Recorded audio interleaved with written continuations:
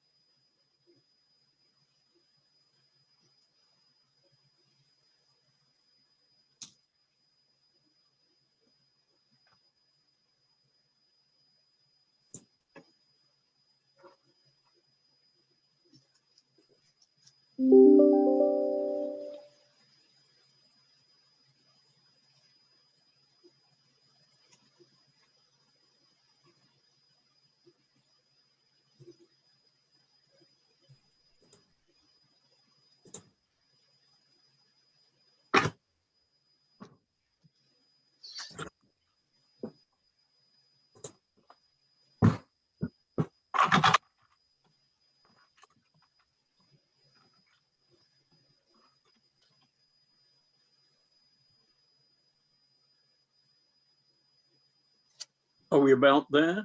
Yeah, you're there now, Chairman. You may start the meeting. Thank you very much indeed. If I may invite members to join me in our opening prayer. Almighty God, the source of knowledge and understanding, guide the minds of those who are about to take counsel together on matters concerning this county, that in their debate and in their decisions, they may faithfully discharge the duties of their office and promote the health, safety, and well-being of those they seek to serve. Through Jesus Christ, our Lord. Amen. So, fellow councillors, officers, members of the public who are watching, welcome to this evening's council meeting. I would like to take this opportunity to remind everyone present that we must be mindful of others and recognise that there are strong feelings on both sides of the debate to be had this evening. That debate should be conducted in a courteous and respectful manner, and I'm sure that every councillor here is seeking to do what he or she believes to be in the best interest of this county. And I would also like to remind councillors that the debate this evening is whether or not to accept the terms of the agreements that are before us. The debate is not on the allocation of St George's site. This issue was debated when council decided to submit the local plan and will be debated again when we consider whether or not to adopt the local plan. In order for the meeting to run as smoothly as possible, all microphones will be set to mute, apart from those of myself as chairman and that of the chief executive, who will act as co-host and will assist me in the running of the meeting. You will be able, councillors, to speak on each agenda item should you wish, but you will be given only one opportunity to address that meeting. And governance staff will also help to administer the meeting.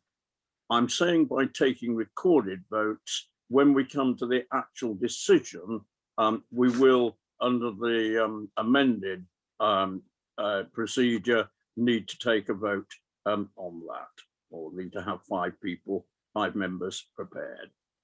So, as councillors have been previously advised by officers, the agreements are before council consideration, and there is a necessity to make a decision. Therefore, I'm advised that amendments to elements 1, 2, and 5 are not permitted, as these cannot be made unilaterally by the council and so would negate the motion before us. I'm also advised that a motion to defer our decision would have the same effect. So I'll just ask the chief executive to have a word on procedure. Mr. Andrews. Thank you. I think you've covered it. Myself and Jim Morley from governance team will bring you in. So please raise your electronic hand and we'll bring people in the order their hands went up. Thank you. Thank you very much indeed. So if I can now move to the agenda as published. Any apologies, please? No, Chairman, no apologies this evening. Thank you. I have no announcements to make myself under item 2, and I understand that there are no announcements from the leader, members of the cabinet, or head of paid service. So if I can move to item 4, are there any declarations of interest on tonight's business, please? I have no indication that there are any. So we now move in to petitions, deputations and questions from members of the public. Now, in the normal way, this would be limited to 30 minutes. I am very anxious that any time constraint should be removed, because I want this debate to be as open and full as it is possible for us to do. And for the benefit of members of the public, you will see at various points this evening, we will pause to make sure that we can do everything in our power that this is the case. So I hope you will have patience with it. I am going to ask the officer, the legal officer, to come in before item 7. But for the moment, I would like to move that procedure rules 28 and 29 and procedure rule 58 are removed from tonight's meeting.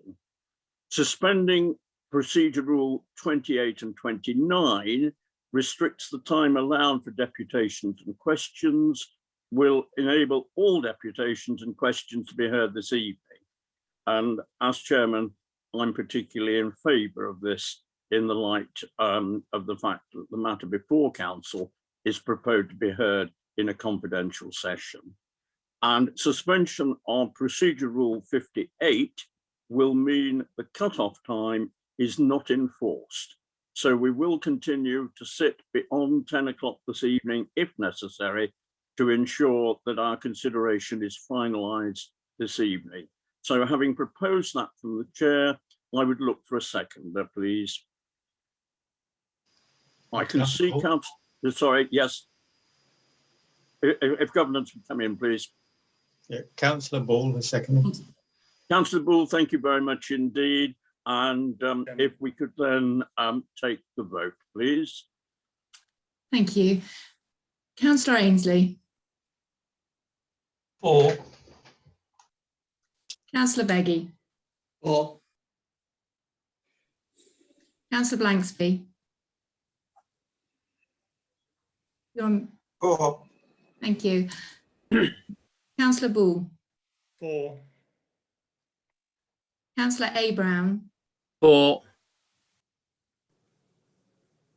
Councillor G. Brown. In favour.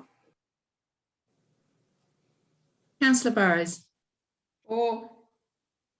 Councillor Coleman. For. Councillor Cross. For.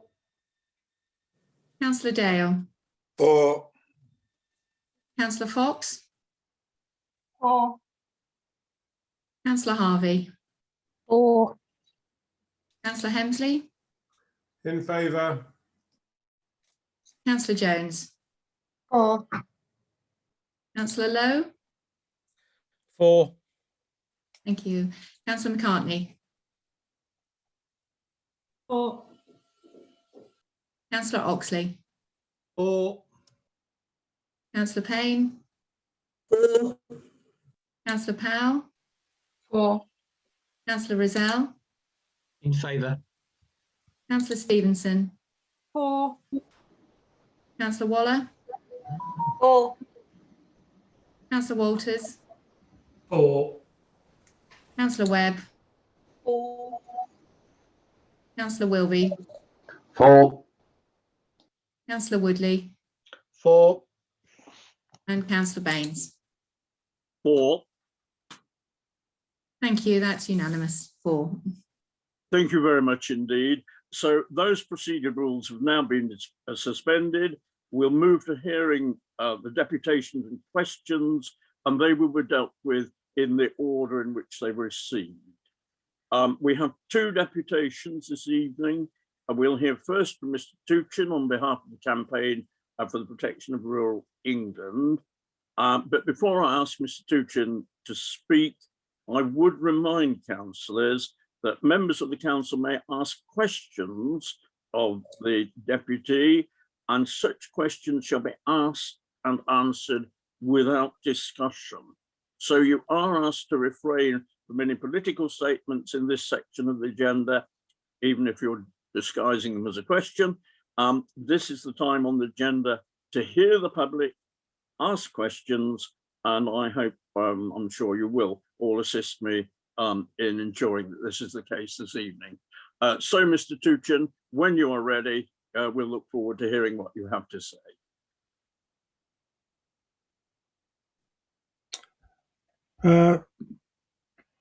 Chairman, many thanks. My name is Malcolm Tuchin. I'm chair of CPRE Rutland, as many of you know. CPRE, the countryside charity, campaigns for the protection, promotion, and the enhancement of the countryside. So, CPRE Rutland is seriously concerned about the level of risk attending acceptance of the HIF grant at this stage. It seems that the revised local plan must be adopted by March 2022 to allow the money to be claimed, and that all work funded by the grant must be completed by March 2024. Work cannot start, however, until the local plan will have been adopted. Life has moved on since the plans were first set out, and the timescales are now very tight to complete all the steps needed and to develop and deliver the infrastructure improvements proposed. The entire plan could easily be seriously compromised by any further setbacks or delays. We see three key risks. First, in the light of the substantial weight of adverse comments on the local plan throughout its development, and particularly against the submission version, it could well fail at the inquiry or, at least, require significant modification. This could put the council in breach of the HIF grant conditions. Although the plan was submitted for examination without significant amendments, professional advice which we have obtained and which we have previously discussed with members of the council suggests that this is a realistic possibility. Secondly, the lack of vision. Without a credible statement of vision for the county, something CPRE Rutland has been calling for, there can be no certainty that the local plan, or indeed the infrastructure changes to be funded by the HIF grant, will actually be appropriate. Life after the pandemic, furthermore, will inevitably be rather different to the context in which the assumptions underpinning both the local plan and the infrastructure proposals were agreed.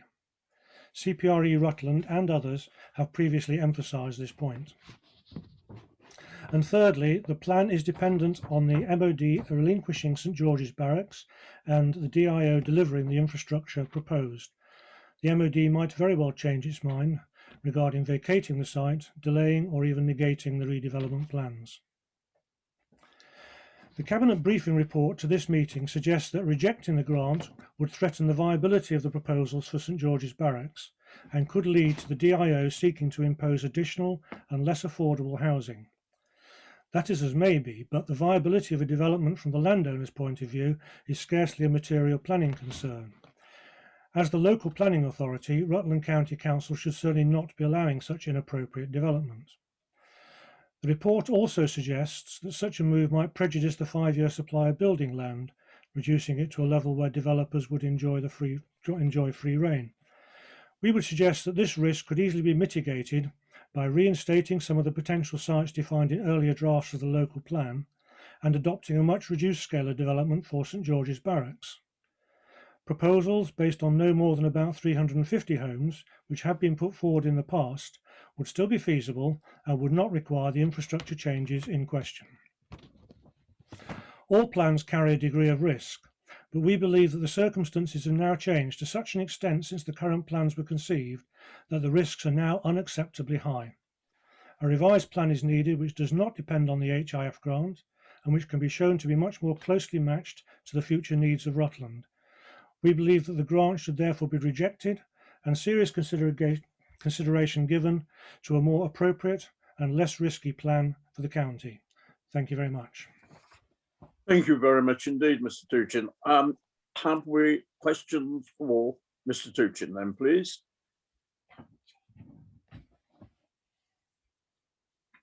Don't see any questions, Chair. No questions, No Chief questions. Exec. Thank you very much indeed. Thank you, Mr. Duchin, and thank you for that deputation. So I would now ask Mr. Richard Camp to present his deputation on behalf of Manton Parish Council. Mr. Camp, please.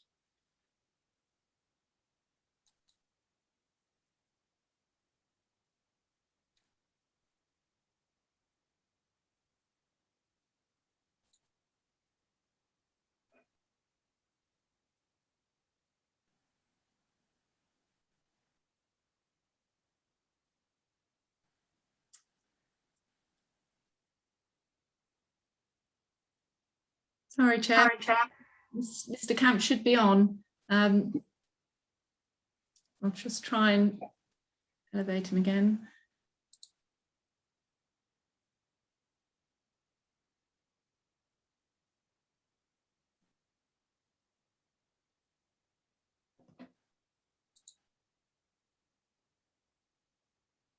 Thank you. Am I audible now? Yes, we've got you You now. are, thank you, Okay. Mr. Camp. Well, thank you. Good evening, Mr. Chairman, councillors and officers. My apologies for that. My name is Richard Camp and I'm acting on behalf of Manton Parish Council. Now, to start with, in 2018, I was in touch by email with the HIF team of the Ministry of Housing, Communities and Local Government about the eligibility criteria that must be satisfied prior to application for a HIF grant. And the HIF team confirmed that bids should have support locally, including the involvement of local communities. And I then went about providing the HIF team repeatedly with evidence showing the lack of local support for the proposed St George's Barracks development, and was informed that they would take this into account when judging Rutland County Council's HIF bid. And then when the HIF grant award to our local authority was confirmed, I got back in touch with them and then received 2 letters, not sure if you can see them, from the ministry, which suggested that the council's HIF bid satisfied certain gateway criteria, suggesting that the eligibility criteria were satisfied. One of the letters used rather unclear wording, which suggested to me that they might have believed that there was a significant depth of support for the HIF bid. Now, in respect of this support, I have studied the more than 1,000 recently published representations in response to the submitted local plan, which together make up more than 7,000 pages, and they overwhelmingly confirm the lack of local support for the St George's Barracks proposal. For example, 15 parish councils or meetings, including several not in the vicinity of St George's Barracks, find the SGB element of the local plan to be unacceptable, both unsound and sometimes not legally compliant, with only 3 parish councils supporting the SGB proposals. And this suggests that the ministry either did not adhere to its own declared conditions relating to eligibility for HIF grant applications, or may have misunderstood or been misled by the local support. And this brings into question the soundness of the process here. Furthermore, Rutland residents have not been permitted to see the council's original HIF bid, even a well-redacted form, nor the recent extensive documentation outlining the last year's legal wranglings. And we hope that many councillors will appreciate that these processes are a risk to proper, transparent democracy in the handling of public money, and do not deserve a vote in favour of the HIF grant acceptance this evening. Now, a representation submitted on behalf of the Secretary of State for Defence also judges the local plan to be unsound, and at one point suggests that it is amended to state that the local plan relating to St George's should seek a minimum of 2,200 homes, thus removing the limit of around 2,215 homes as stated in the local plan.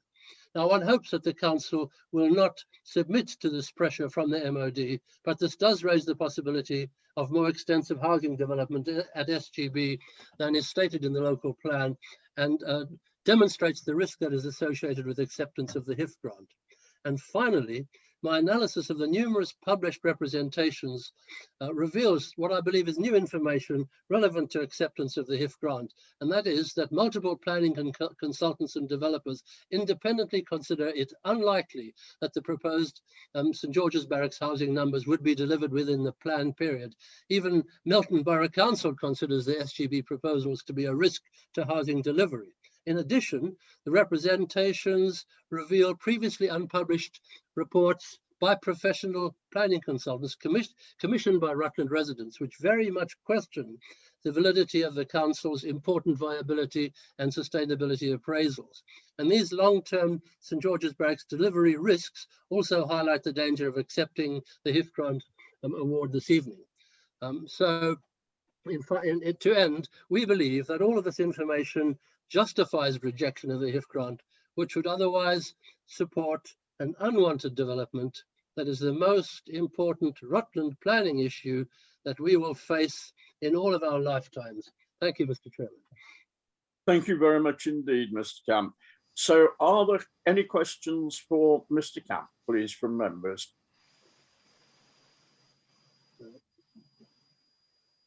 There are no questions, Chair. No questions, Chair. No questions. Thank you very much indeed, Mr. Camp, for that. We now move on to the questions that we've received. And again, remind the questioners that they are allowed a supplementary. Remind members that only Councillor Gordon Brown, who is going to answer the questions, will be allowed to speak in this item. If we could have the first question, please, from Mr. David Hodson on behalf of Greetham Parish Council. Mr. Hodson. Right, can you hear me okay? Yes, thank you. Sorry, just 2 seconds, lost it. Right, my name is David Hodson. I'm speaking on behalf of Greetham Parish Council. Greetham Parish Council urges you to vote in favour of accepting the HIF bid. We recognise the opposition to the bid by those closest to St George's development, but believe there are fundamental and practical reasons as to why it should go ahead. Sustainability is the key to the future. This is recognised in Rutland County Council policies.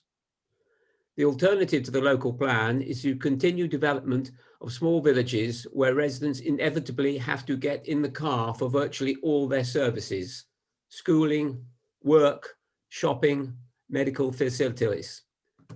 Our belief is that all new housing should be concentrated in large units where these facilities can be provided. The HIF bid provides the opportunity for essential infrastructure to be provided at an early stage of such a development. It is our understanding that St George's Barracks is classified as a brownfield site and will be developed one way or the other.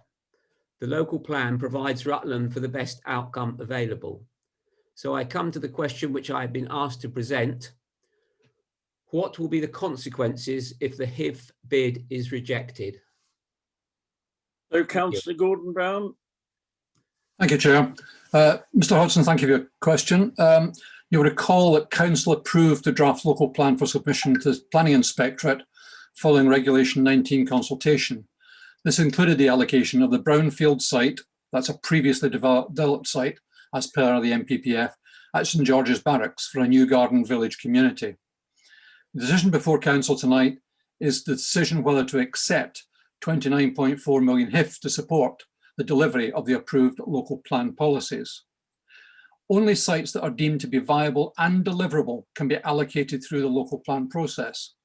The viability of St George's Garden Village has been assessed by many different parties, including Rutland County Council through their independent consultant, Drummond Hayes, for local plan, and that report is available on the website.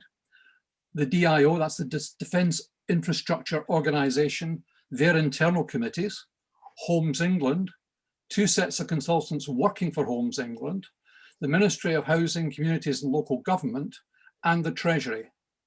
All of these bodies have confirmed that the development is viable and deliverable with the HIF grant. Now, if Council votes against the HIF grant tonight, it will mean that St George's Garden Village will no longer be considered viable, unless of course an alternative means can be found to meet the 29.4 million gap and still meet the local plan policies of H2 and H3. In all likelihood, the submission local plan would then need to be withdrawn from the planning inspection process. The plan would need to be reviewed and potentially modified to identify alternative options for delivering the homes within Rutland at 160 per annum, which has already been identified. The evidence base would need to be updated, and this could take anything up to 3 years to get back to the point at which we are today. This could result in the county no longer having a 5-year housing land supply and having to determine planning applications for housing with a presumption in favour of development, with a real risk of uncontrolled development. I trust that answers your question, Mr. Hodson. Thank you very much, Mr. Councillor Brown. Do you have a supplementary, Mr. Hodson? Thank you, Gordon Brown, for your response. I have no supplementary question. Thank you very much indeed. In that case, we move on to the second question, Miss Juliet Stuttart. So if you would like to ask your question, please.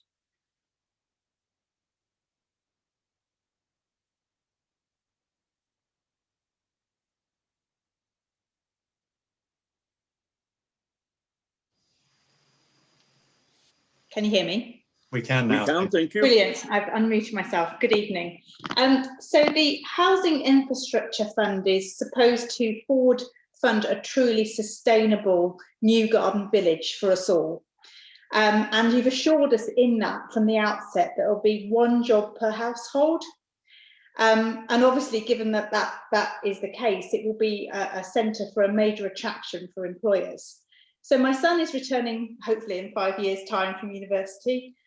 What assurance can you give me that he will have a future in Rutland and be able to secure a job with real prospects to sustain his career and his family when he decides to settle here? Specifically, it's really what plans you've got in place about the employers that you attract, how you're going to do that, and giving also an indication of how your plans have changed given recent COVID and the effect on employment and jobs in general. Councillor Gordon Brown.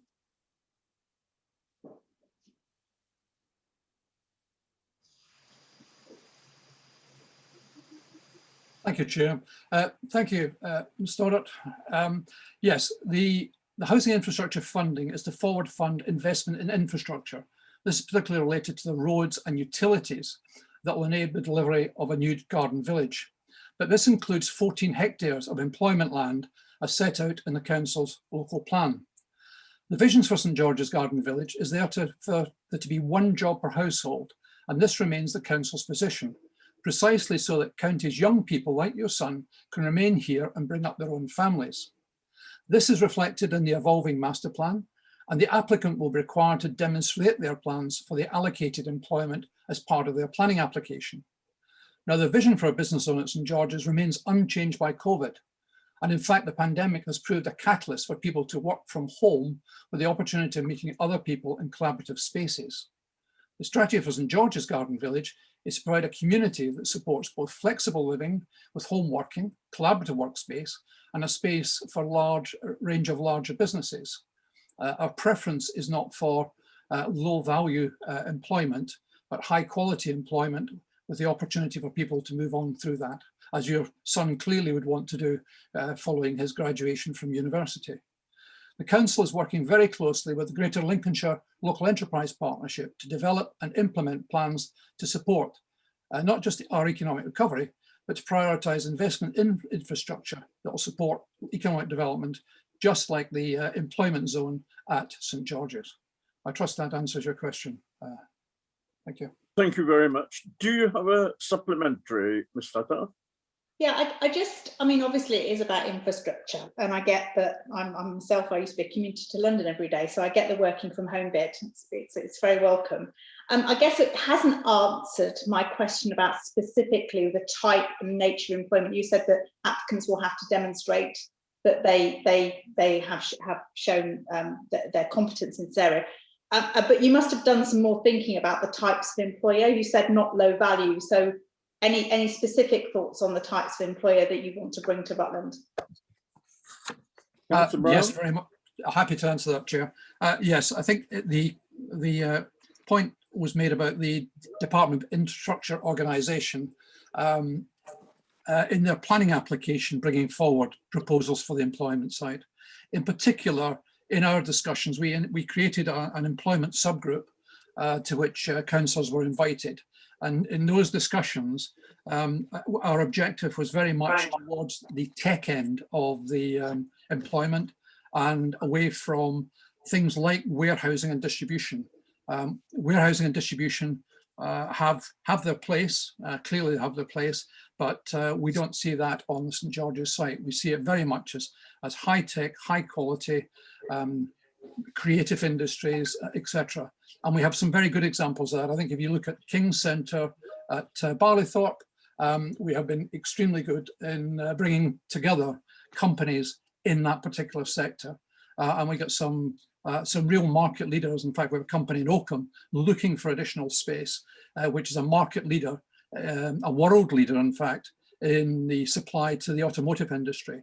And it's companies like that, high tech, with graduate employment, that we really like to encourage. And of course, the beauty is that the environment in which the people would live and work on the edge of Rutland Water, with all the facilities that brings, would be very attractive to companies like this.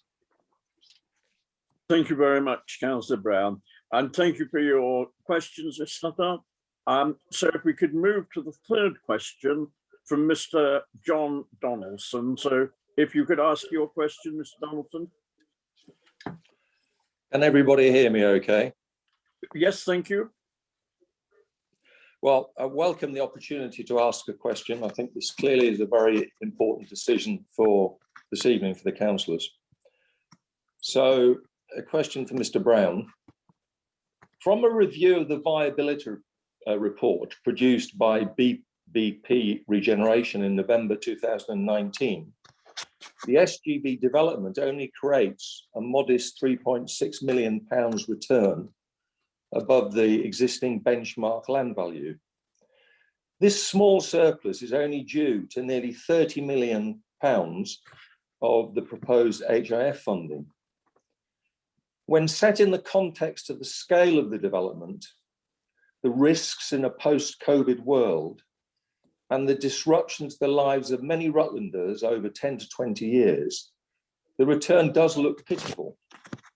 How, therefore, can it be justified to proceed with such a risky development and spend 30 million of taxpayers' money when the downside risks are so stark at the outset?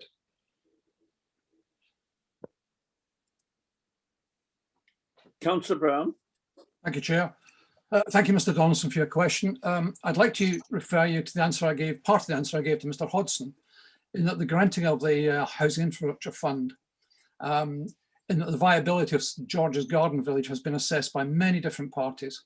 Rutland County Council said through the Drummond Hayes, but more importantly, and I think the point you make about taxpayers' money is very valid, where in fact the DIO, which is a government body, the Homes England, another government body, consultants working for Homes England, the Ministry of Housing, Communities and Local Government have checked this out, and Treasury also have checked it out.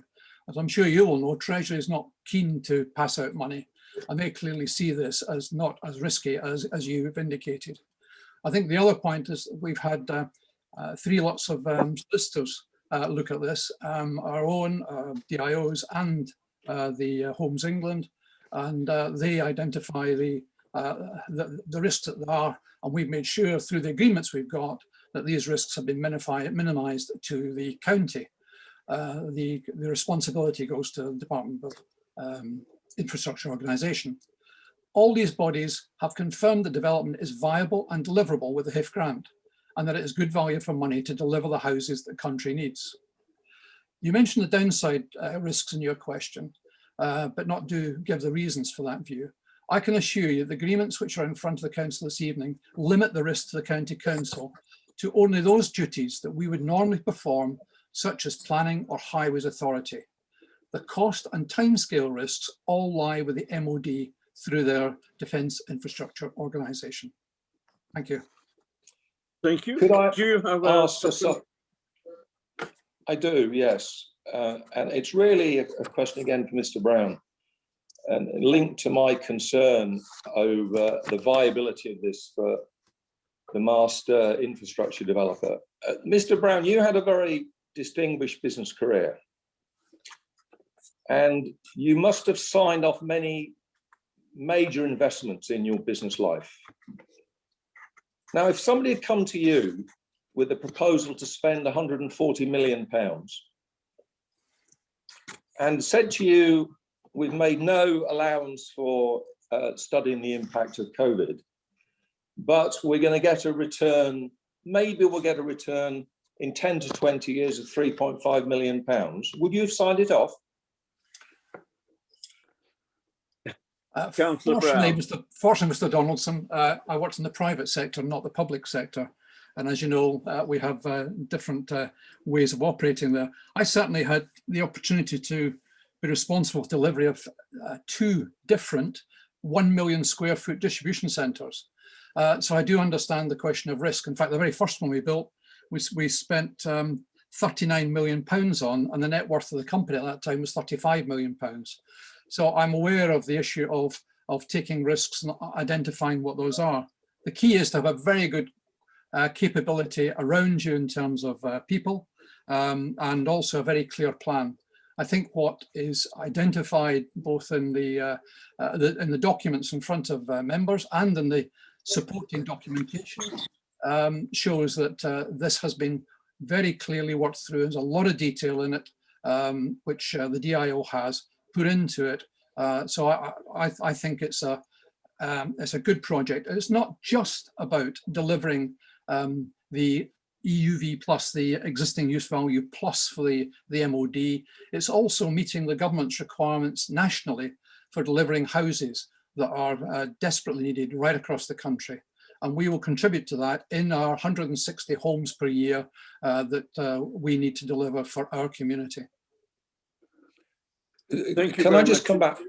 You've had your supplement.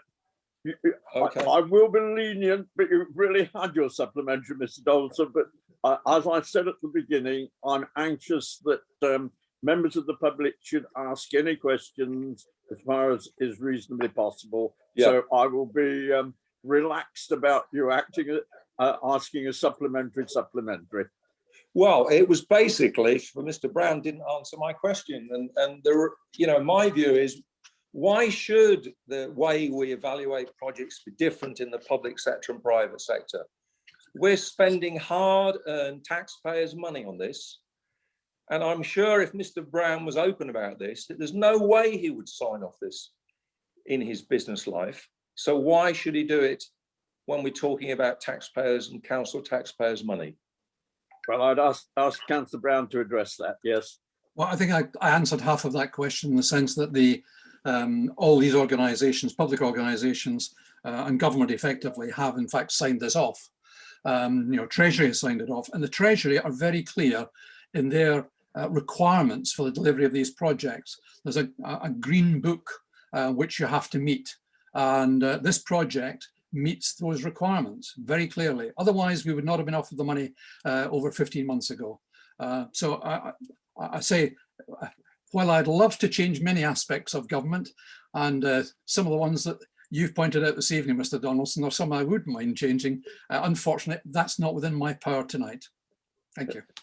Thank you very much, Mr. Donaldson. And so if we could now move to the 4th question, and that is from Mr. Trevor Gibson. Mr. Gibson. Good evening, everybody. I trust you can hear me. My name's Trevor Gibson. I'm a resident of North Luffinham. I'm helping with the production of the neighbourhood plan within the village.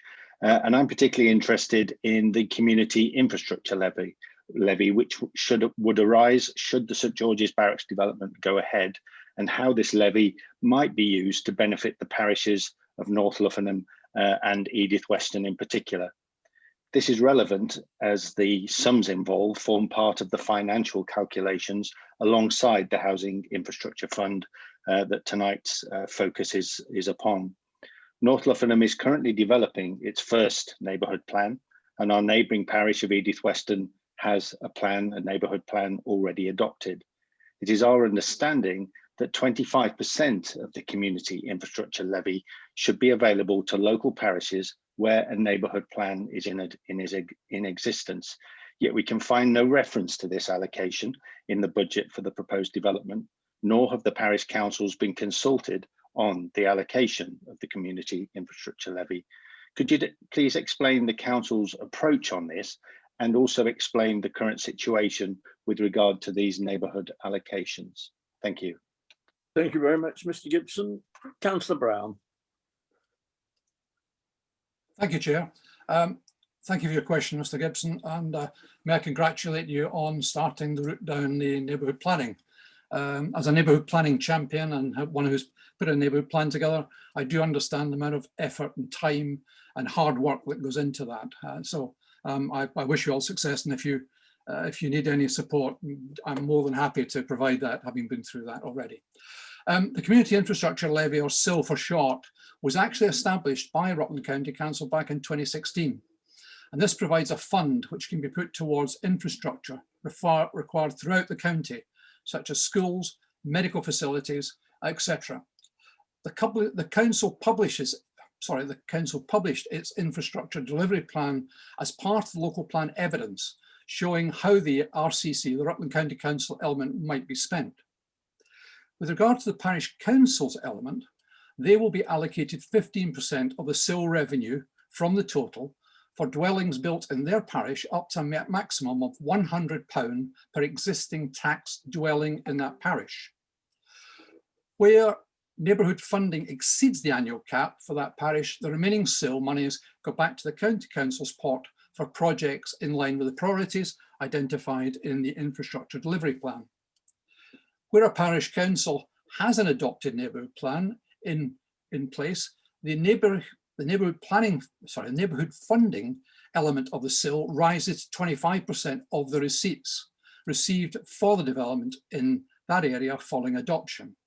This portion of neighbourhood funding is uncapped. Assumptions as to SIL generated by any potential development at SGB have been taken into account, and that this would involve direct payments of SIL received by the county to the relevant parish councils in line with those SIL regulations. I trust that answers the question you raised, Mr. Gibson. Thank you very much, Councillor Brown. You have a supplementary if you would like one, Mr. Gibson. You've answered really my second question, but if I could just ask Councillor Brown to confirm that the 25%, assuming our neighbourhood plan proceeds according to plan and is adopted, that 25% is already set out and allocated to come to the parish in the event of St George's Barracks going forward. Councillor Brown? Yeah, I can confirm that the SIL money has been allowed for in the cash flow created by the Defence Infrastructure Organisation, and that's the total sum. Once the County Council receives it, we then have a process that every 6 months of the money we've received, we allocate that out to the parish councils relating to any development on their land. Clearly, there are questions in the long term about the stewardship of the site, but it's certainly in the short term, the parish councils of Edith Weston and North Luffinham would be a party to that. Thank you very much for your question, Mr. Gibson. Thank you. So the fifth and final question is from Mr. Pete Burrows. Mr. Burrows?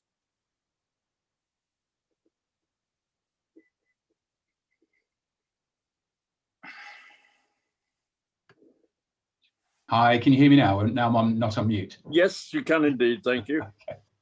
Thank you very much. Thanks for the opportunity to ask a question. So I'm a colleague of Trevor's. I'm a resident of North Luffinham and also a member of the parish council in North Luffinham. My background is in project management, so I'm particularly interested in how RCC are looking to manage this project and how they've managed it to this particular point.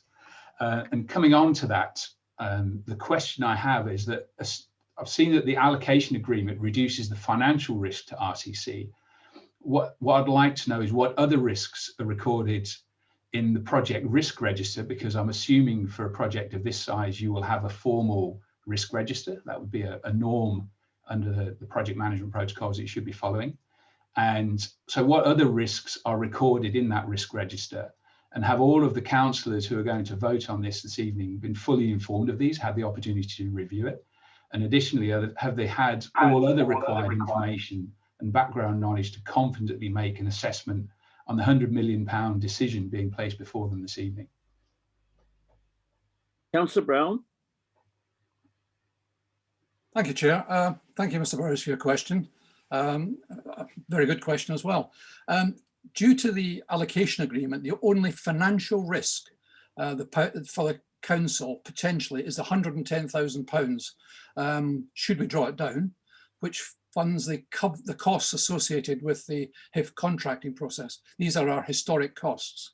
Now, my recommendation to Cabinet and Council would be that we place these in earmarked reserves until we are satisfied that the risks have been fully mitigated. That could be 2, 3, 4 years down the road. However, that's up to Cabinet and Council to decide in due course. All the risks of the delivery of the infrastructure, housing and overall rest with the Defence Infrastructure Organisation. The DIO has a comprehensive risk register that for its project that includes planning, delivery and financial risks, including HIF being rejected by the Council. I confirm that councils have all the required information, including background documents, to make an informed decision about whether to accept the 29.4 million investment in our county. This information runs to 3 lever arch files, so it's not an insignificant amount of documentation, and it was issued to councillors on the 3rd of February.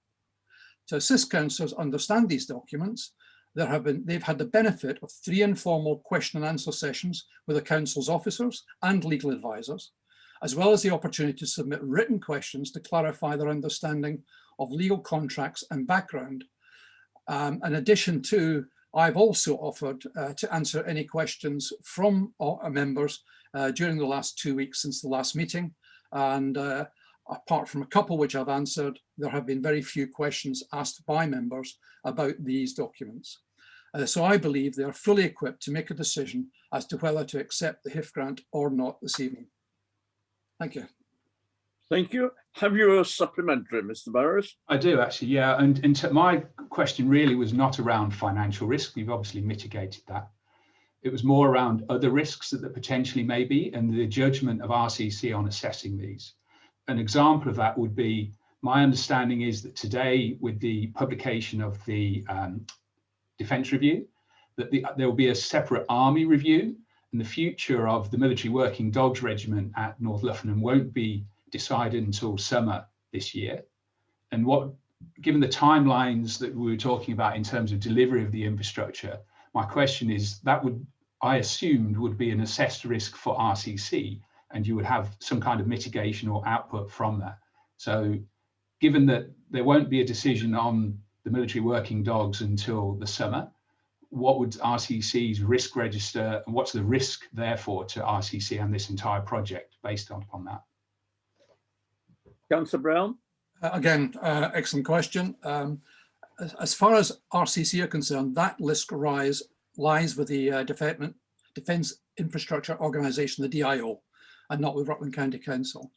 It is their Army people who are on the base. It is not Rutland County Council's. Having said that, however, the infrastructure spend principally is exterior to the base. And so a lot of this work, I estimate probably 90% of the work can be done off-site in the early days. If you look at the aspects that are considered, the design of the school doesn't require the working dogs to be off the site. The design and the building of the roads and road improvements doesn't require the MOD to be off the site. The utilities, bringing that in from by Western Power, does not require the MOD to be off-site. So there's a great deal of work. The vast majority of that work can be done without the MOD being off-site. Having said that, we have had confirmation from the MOD. They've assured us that they will be the site will be cleared in 22 for the vast majority of personnel. There will be some 1 or 2 people left, but very, very little. And we will, not we, but they will have access to the site to carry out the remediation work, which is the final part of the works. But if it doesn't happen, that is down to the DIO and it's their responsibility and they have to deal with that. Okay. As a supplementary, if I may, what would happen if the Army decided in their review in September not to leave St George's Barracks or to put another regiment there? I'd be suing them for all the work we've done on the local plan. No, flippant remark, but you can see the concern we would have if that happened, absolutely. I mean, anybody who's worked with the MOD knows that a decision is not made until the decision is made with them. But yeah, those are my questions. Thanks for the opportunity. Thank you very much, Mr. Barrows. Thank you for your question. So that concludes that part of the agenda. We move on to agenda item 6, questions from members of the council, and there are none. So to the main business of this evening, item 7, housing infrastructure funding contract. And I would just say, for clarification for members of the public, that this is in effect repeated in our agenda item 9. But before I move on to anything else, the report is open to members of the public. The details of the contracts that we are to discuss are confidential. And so before we actually move to consider the exclusion of the public and press, I would invite the monitoring officer, Mr. Horsfield, to invite council on why we're being asked to move into confidential session to ensure that those watching this evening understand the reasons for the motion and the advice given to councillors. So I will go straight to Mr. Horsfield on that, please. Thank you, Mr. Chairman. Councillors, my advice to council this evening is that the meeting should move into confidential session. I give this advice for 3 reasons. The information in the agreements that council is being asked to decide on this evening is confidential within the meaning of paragraph 3 of Schedule 12A of the Local Government Act 1972. Both Homes England and the DIO have told the council that release of the information that is subject to the discussion this evening could harm their commercial interests. The council has been provided the information by those 2 agencies on the basis that it is commercially confidential, and the council would be in breach of this confidentiality to discuss the detail of what is before you tonight in public. The second reason is that councillors are considering whether or not to enter into these agreements. Council will necessarily need to discuss the detail of the agreements in the debate to ensure that regard has been had to all the elements that are material for the decision to be taken today. Should council choose not to go into exempt for the consideration of this item, then councillors will not be able to discuss, as examples, milestones other than the 2024 date, details of the cash flow, the recovery strategy, the specifics of the agreement on risk, financial risks other than the £110,000 that has already been referred to, specifics in relation to council resourcing, specifics of roles other than those mentioned in the report. The decision before council is whether or not to accept the terms and conditions of the agreement. This meeting is specifically to discuss the detail of those agreements at council's request. A previous open meeting debated the principles of such agreements, and it was concluded that council would need to consider the detail of the agreement to make a decision. The previous briefing sessions that have been held to provide information to councillors have not been to enable councillors to debate that information. Therefore, while councillors have had information, they have not yet had the chance to debate the issues that will enable them to reach a conclusion as to what their decision should be this evening. Finally, while individual councillors may be of the view that what they wish to say can be done in open session, this is unlikely to be the position for all councillors. It is the role of councillors to make a decision that is based on the best interests of the county as a whole, having regard to the views of their fellow councillors before reaching a conclusion. My advice is that to do this, council will need to be in confidential session. This council has always sought to ensure that as much information as possible and as much discussion as possible is had in public session. The report on the issue was drafted in such a way as to publicly provide information that we can, and to ensure that it was fully understood what council would be considering. The chairman and I have discussed at length how we could ensure that further debate on this topic could be had in public, and my strong advice remains that council should consider this matter in exempt session to enable a decision to be made based on the fullest possible debate. Thank you, Mr. Chairman. Thank you very much, Mr. Horsfield. I would just say to members, Mr. Horsfield and I have spent several hours in the past week trying every possible way to ensure that the majority of this debate remained open. There is no doubt at all that the position of Homes England and of the various arms of the Ministry of Defence effectively preclude us from doing that. It is not the Rutland way of doing business. It's my great regret to be presiding over a meeting where we can't be as open as I would wish to be. On the other hand, I feel we have absolutely no option on this. We are one of three parties. Two parties do not or are not prepared to allow this information to be publicly debated. Please do bear in mind what the officer has just said about enabling us to have a debate in the interests of the whole county.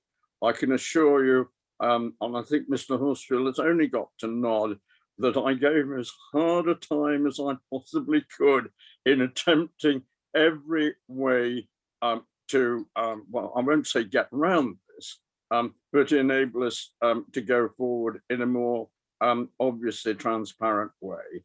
I'm very conscious of the impression. I regret the necessity, but I think it is a matter of necessity. So having said that, do I have a proposal, please, to go into exempt?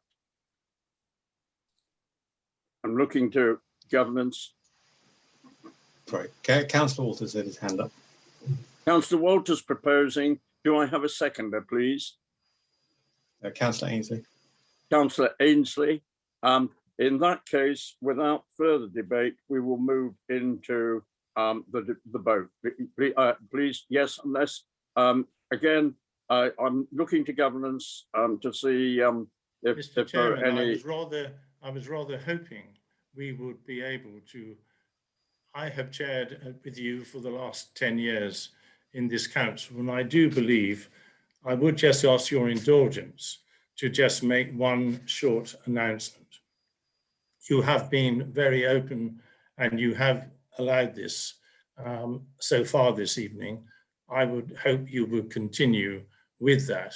As I've said, you and I have together chaired meetings for the last 10 years, and I would ask if I may make a statement. Thank you. In the interests again of what I've just, the tenor of what I've been saying, Councillor Bull, please speak. Thank you, Mr. Chairman. Mr. Chairman, I am extremely concerned that we are attempting to go into excluded so early in this debate.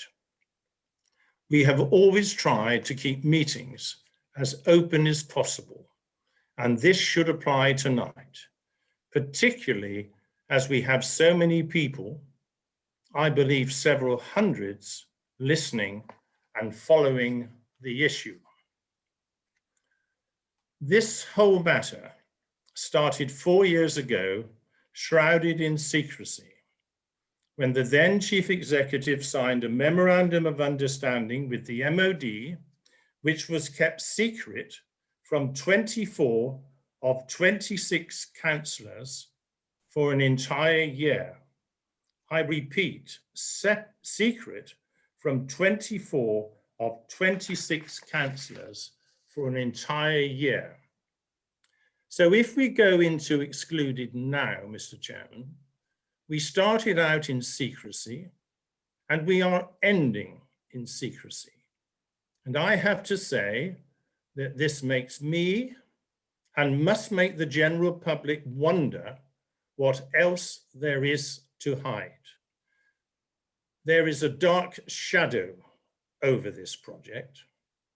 When this is a matter that affects everyone in Rutland, I cannot see why residents should not be able to hear their elected representatives discussing this. We can do so in a manner which adheres to our obligations under the non-disclosure agreement. Transparency is important in a democracy so that those in power are held to account for the common good. Let us therefore be open and transparent with those who put us in office. We should remain in the public domain, and thank you for your indulgence, Mr. Chairman. Thank you very much, Mr. Bull. What I would just say, and I do see, and I'll check with governance, that I've got two other members who would like to speak at this point. I would entirely concur with the comments that Councillor Bull has made about the previous leader of the council, who, and I've said this publicly before, acted in a way that I think betrayed arrogance and was more in keeping with the powers of an elected mayor than of the leader of this council. Having said that, that is in the past. And what I would particularly urge members to do this evening is to think of the future.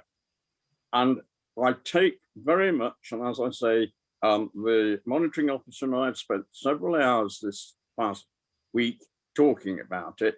And I do take the point that it will inhibit free debate. Some members may wish to refer to those confidential, others may be adroit enough to keep it general, but I do have to take his professional advice. I'm looking to governance of the order of the people wishing to speak, please. Thank you, Chairman. Let me just come in. Just remember, it is a proposed motion and seconded, so we are allowed to debate. And Councillor Andrew Brown is first. Thank you, Councillor Andrew Brown. Thank you, Chair. I can only endorse what Councillor Ball has just said, but my main point is a point of information, because this vote may indeed be very close or even a tie, and then in which case the Chair has a casting vote. Now, in the case of Bradford Metropolitan City Council, ex-party Wilson and others, 1989, it was held that in using his casting vote, there was no requirement that the chairman be impartial, nor was there a requirement that he must support the status quo. His duty was to act honestly and in accordance with his perception of the public interest. And it's clear that there is a massive public interest in this issue, and that outweighs the commercial sensitivity of the arguments of the DIO and Homes England. Thank you. Thank you very much, Councillor Brown. Again, I'm looking to governance for the sequence.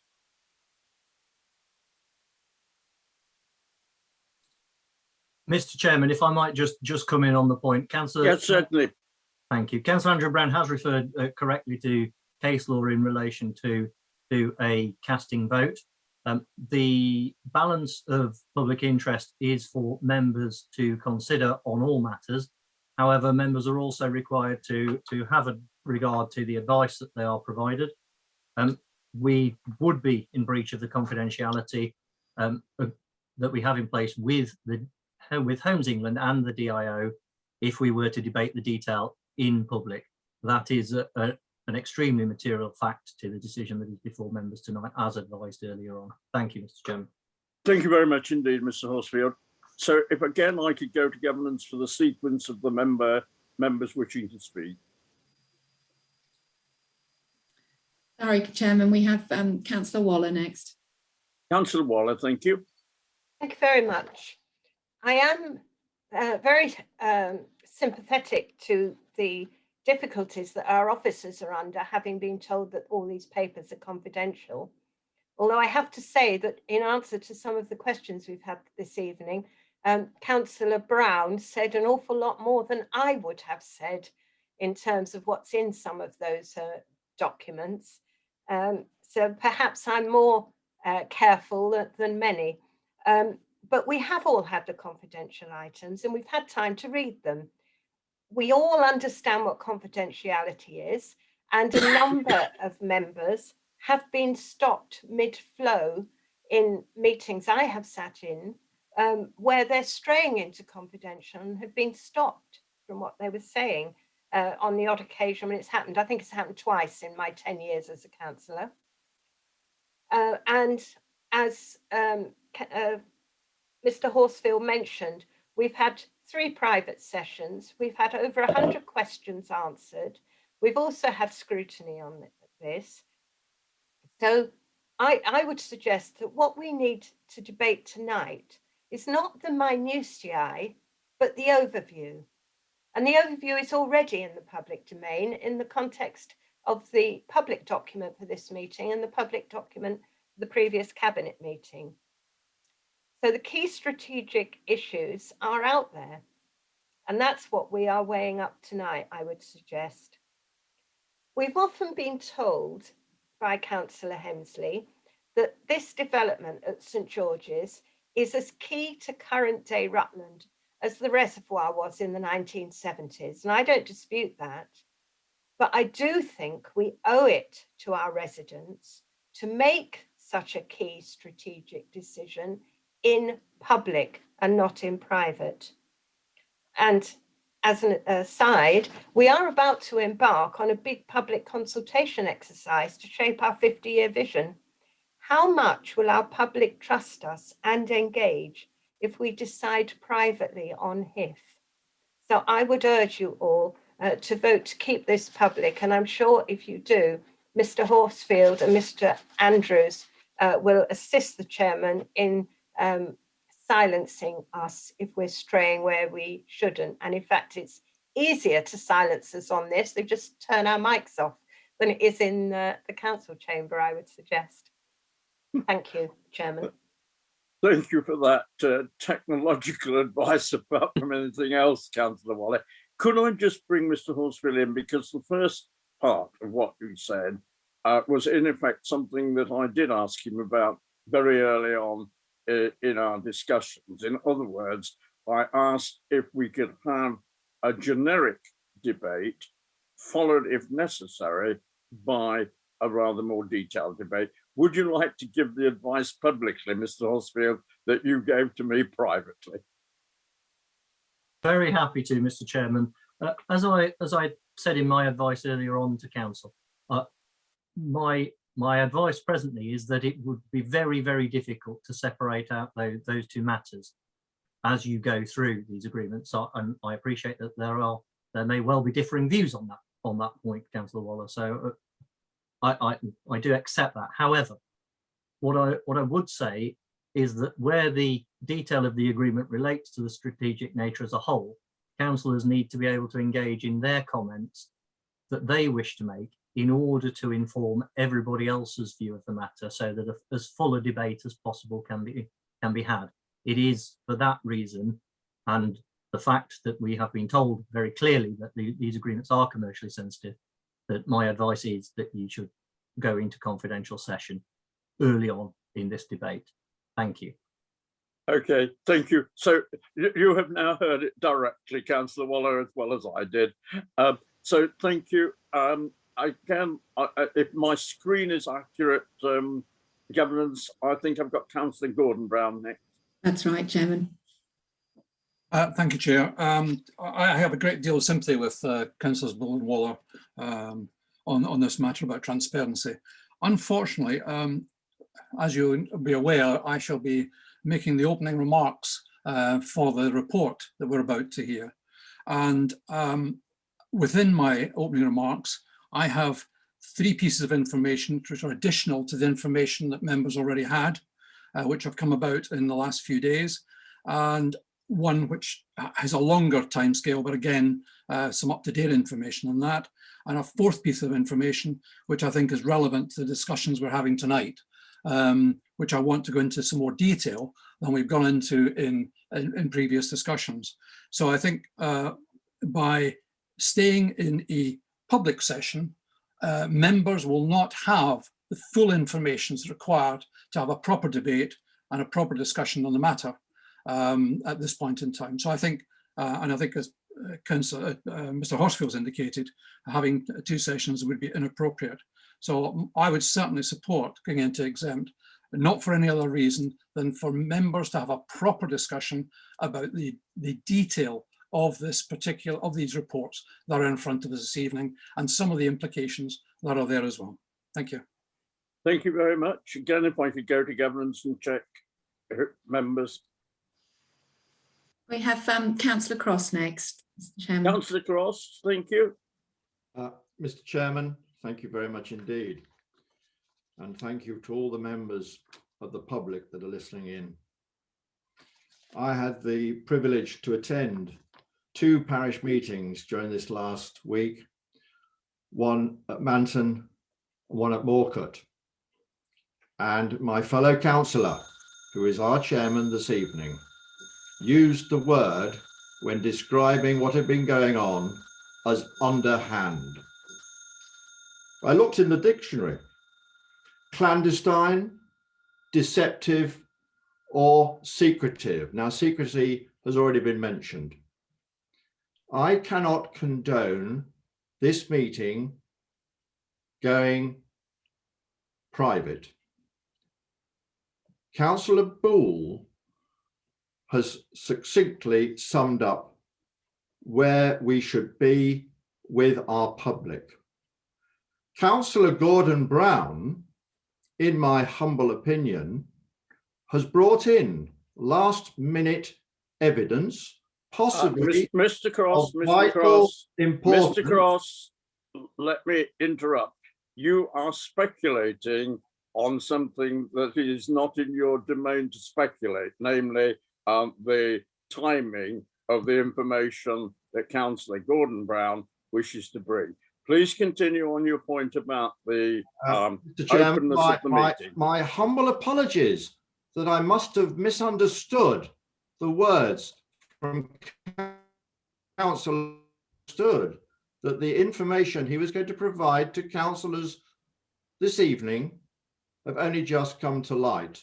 And therefore, obviously, I was wrong, and I do wholeheartedly apologise. However, perhaps Councillor Gordon Brown could actually enlighten us as to when exactly this information came to his notice. And therefore, I still cannot accept that we should go into exempt. Thank you, Mr. Chairman. Thank you very much, Mr. Cross. If I could just, on a point of personal information, pick up on the comment of the 2 parish council meetings that we both attended. My comments were, and I would still, if necessary, repeat them, referred to the earlier procedure with the memorandum of understanding. So that is the position, and I stand by that. Again, if I could come back to governance, please. Thank you, Mr. Chairman. We've got Councillor Dale next, followed by Councillor Walters, and then Councillor Burrows. Thank you very much indeed. So I'll take Councillor Dale next. Councillor Dale. Thank you, Mr. Chairman. One quick question.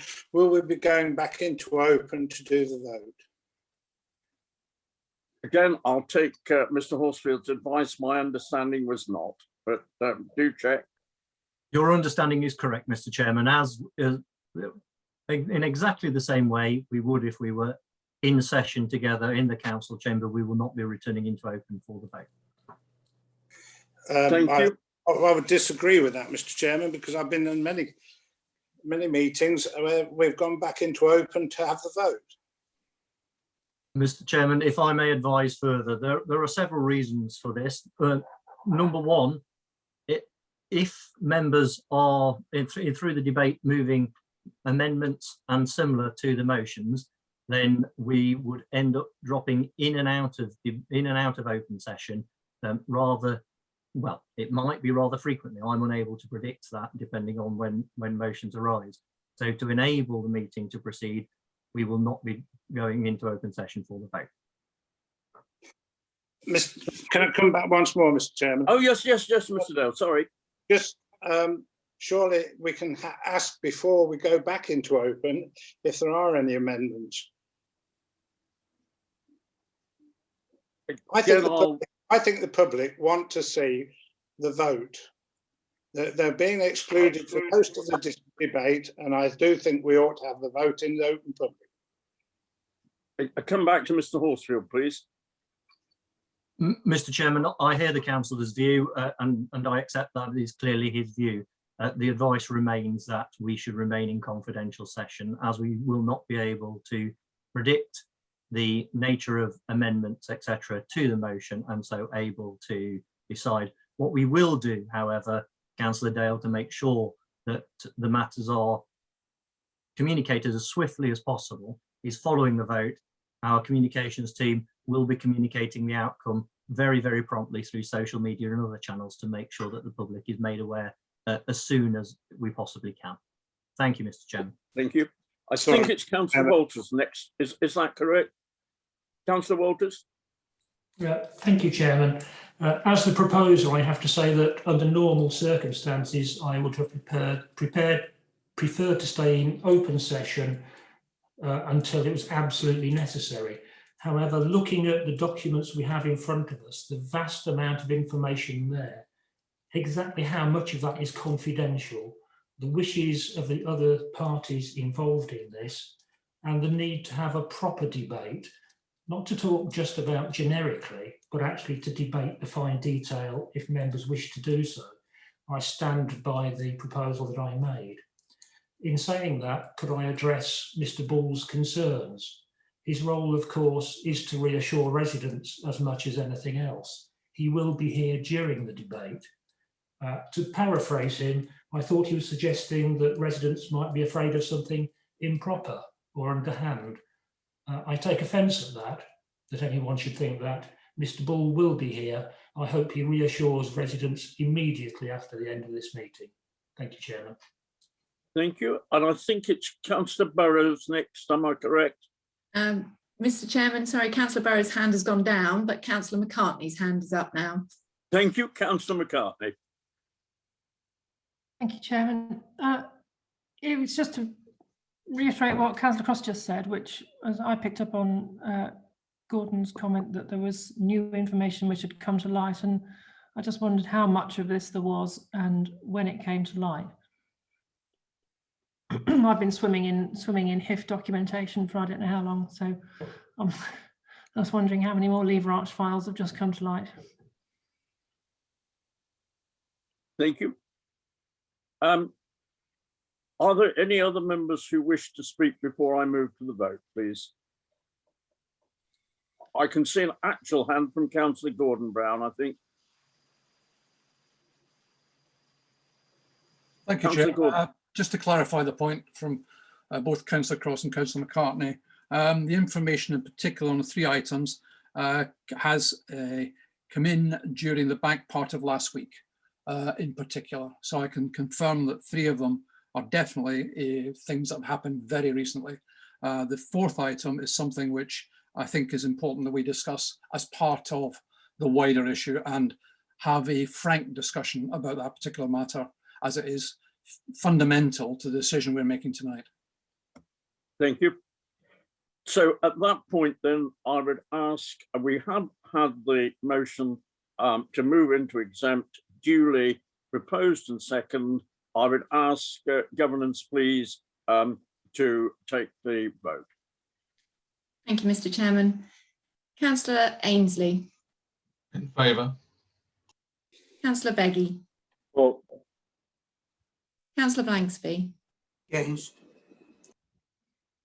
Councillor Bull. Stay in public domain. Councillor A. Brown. Against. Councillor G. Brown. In favour. Councillor Burrows. Against. Councillor Coleman. In favour. Councillor Cross. Against. Councillor Dale. Against. Councillor Fox. For. Councillor Harvey. In favour. Councillor Hemsley. In favour. Councillor Jones. Against. Councillor Lowe. In favour. Councillor McCartney. Against. Councillor Oxley. Against. Councillor Payne. For. Councillor Powell. Against. Councillor Rizal. For. Councillor Stevenson. For. Councillor Waller. Against. Councillor Walters. For. Councillor Webb. Against. Councillor Wilby. For. Councillor Woodley. For. And Councillor Baines. For.